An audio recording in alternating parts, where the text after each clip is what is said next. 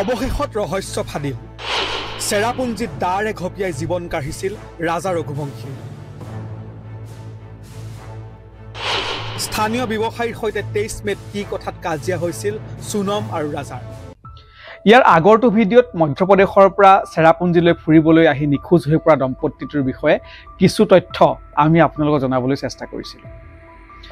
আৰক্ষীৰ অনুসন্ধানত এতিয়া ন তথ্য পোহৰলৈ আহি আছে এইবাৰ আমি আপোনালোকক জনাবলৈ বিচাৰিছো এই ঘটনাটোৰ লগত জড়িত আন কেতবোৰ অতি গুৰুত্বপূৰ্ণ কথা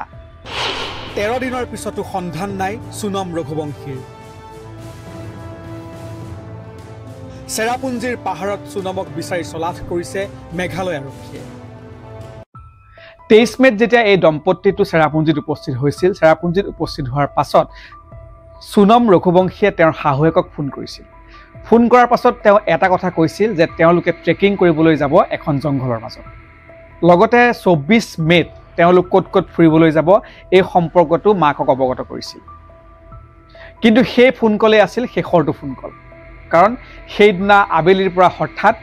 সুনম ৰঘুবংশী ৰাজা ৰঘুবংশীৰ লগত তেওঁলোকৰ পৰিয়ালৰ মানুহৰ সংযোগ একেবাৰে বিচ্ছিন্ন হৈ পৰিছিল আৰু তেওঁলোক নিখোজ হৈ পৰিছিল ইতিমধ্যে আপোনালোক অৱগত ৰাজা ৰঘুবংশীৰ মৃতদেহ উদ্ধাৰ কৰিবলৈ সক্ষম হৈছে আৰক্ষীয়ে আৰু হাতত থকা টাটুৰ জৰিয়তে ৰাজা ৰঘুবংশীৰ ককায়েকে তেওঁৰ মৃতদেহটো চিনাক্ত কৰে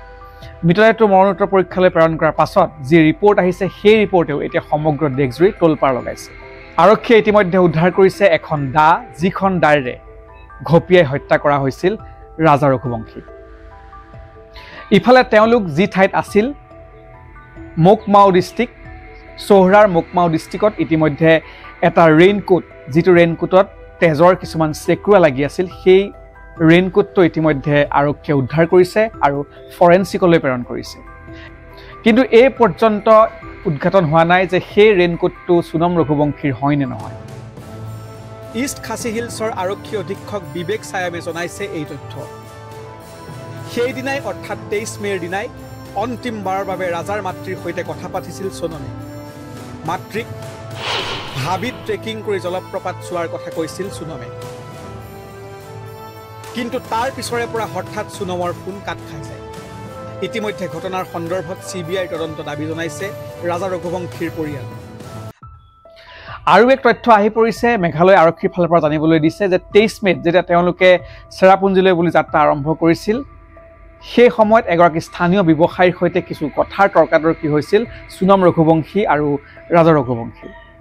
আৰু এই ঘটনাই যে পৰৱৰ্তী সময়ত এনে ৰূপ ধাৰণ কৰিব সেয়া কিন্তু ইতিমধ্যে নিশ্চিত হোৱা নাই আৰক্ষীৰ তদন্তত নিশ্চয়কৈ পোহৰলৈ আহিব লগতে আৰু এটা কথা উল্লেখ কৰিব লাগিব যে ৰাজা ৰঘুবংশীয়ে নিজৰ দেহত যিমানখিনি অলংকাৰ পৰিধান কৰি আছিল সেই অলংকাৰবিলাকে তেওঁলোকৰ জীৱনলৈ বিপদ মাতি আনিল বুলি বহুতে দাবী কৰিব খোজে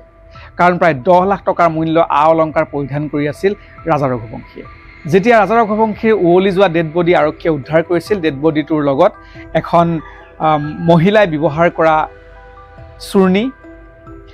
এযোৰ ড্ৰেছ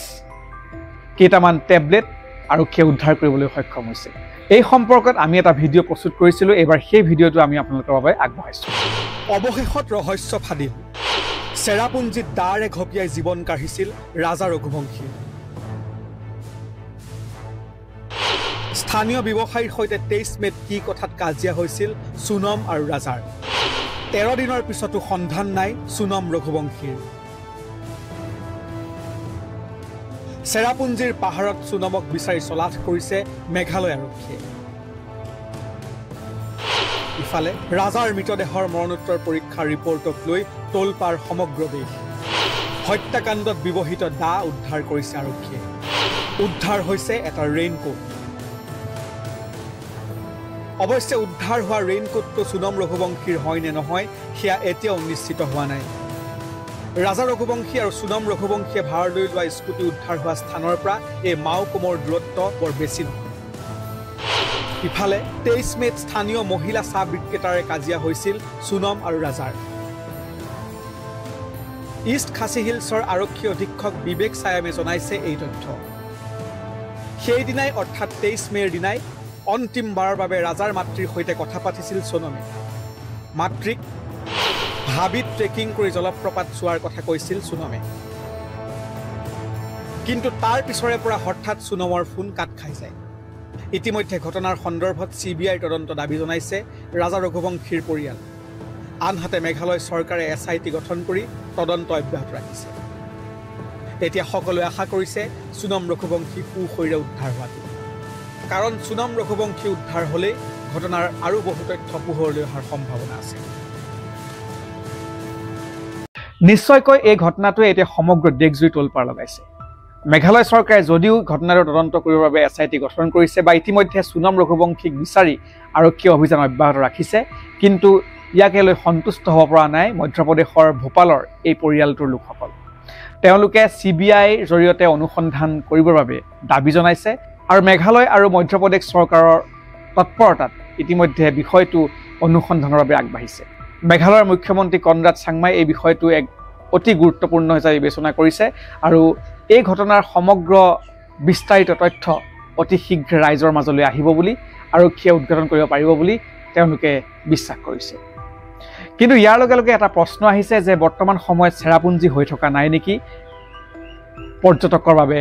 ছেফ জোন। ইতিমধ্যে এই ঘটনাত প্ৰতিক্ৰিয়া প্ৰকাশ কৰিছে মেঘালয় চৰকাৰৰ দুগৰাকী জ্যেষ্ঠ মন্ত্ৰীয়ে। তেওঁলোকে উল্লেখ কৰিছে যে যেতিয়া পৰ্যটকসমূহ মেঘালয় বা চেৰাপুঞ্জী বা মেঘালয়ৰ যিসমূহ পৰ্যটনস্থলী আছে তালৈ যেতিয়া আহে, তেওঁলোকে কেৱল অথৰাইজ টুৰিষ্ট গাইডৰ জৰিয়তেহে তেওঁলোকে সেই ঠাইসমূহ ভ্ৰমণ কৰিব লাগে বা ট্ৰেকিং কৰা বা এক্সপ্ল'ৰ কৰা এইবিলাক কাম কৰিব লাগে। যদি কোনো অন্য লোকৰ পৰিচালনাত পৰি তেওঁলোকে এনেধৰণৰ ট্ৰেকিং কৰা বা ফুৰিবলৈ যোৱা কাম কৰে, তেন্তে নিশ্চয়কৈ তেওঁলোক বিপদত পৰাৰ সম্ভাৱনা বাঢ়ি যায়। আৰু লগতে মেঘালয় চৰকাৰে এইটো কথা উল্লেখ কৰিছে যে পৰ্যটকসকলৰ নিৰাপত্তা সুনিশ্চিত কৰাটো মেঘালয় চৰকাৰৰ অন্যতম প্ৰাইম অবজেক্ট। তেওঁ ঘটনাটোৰ জাষ্টিফিকেশ্যন কৰিবলৈ গৈ এনে এটা বিষয় উত্থাপন কৰিছে যে কিছুদিন পূৰ্বে মেঘালয়ৰ এগৰাকী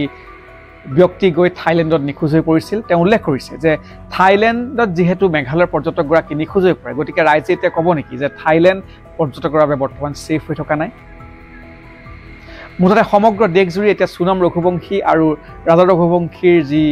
কাণ্ড, এই কাণ্ডই তোলপাৰ লগাইছে। কিছুদিন পূৰ্বে বিবাহপাশত আবদ্ধ হৈ হনিমুনৰ বাবে মেঘালয়লৈ ফুৰিবলৈ আহি তেওঁলোকৰ লগত যি ঘটনা সংঘটিত হ'ল, তেওঁলোকৰ পৰিয়াল এতিয়া যি এক পৰিস্থিতিৰ মাজত থাকিবলগীয়া হৈছে, এয়া সঁচাকৈ অতি বেদনাদায়ক, অতি চিন্তনীয়। এতিয়াও অব্যাহত আছে সুনম ৰঘুবংশীক বিচাৰি আৰক্ষীৰ অভিযান। সকলোৱে আশা কৰিছে সুনম ৰঘুবংশী সুশৰীৰে উদ্ধাৰ হওক আৰু সুনম ৰঘুবংশীৰ জৰিয়তে এই ঘটনাত কোন কোন জড়িত হৈ আছে, কেনেকৈ এই ঘটনা সংঘটিত হ'বলৈ পালে সেই কথাবিলাক পোহৰলৈ আহক। আজিৰ ভিডিঅ' ইমানেই। পৰৱৰ্তী ভিডিঅ'ত পুনৰ লগ পাম।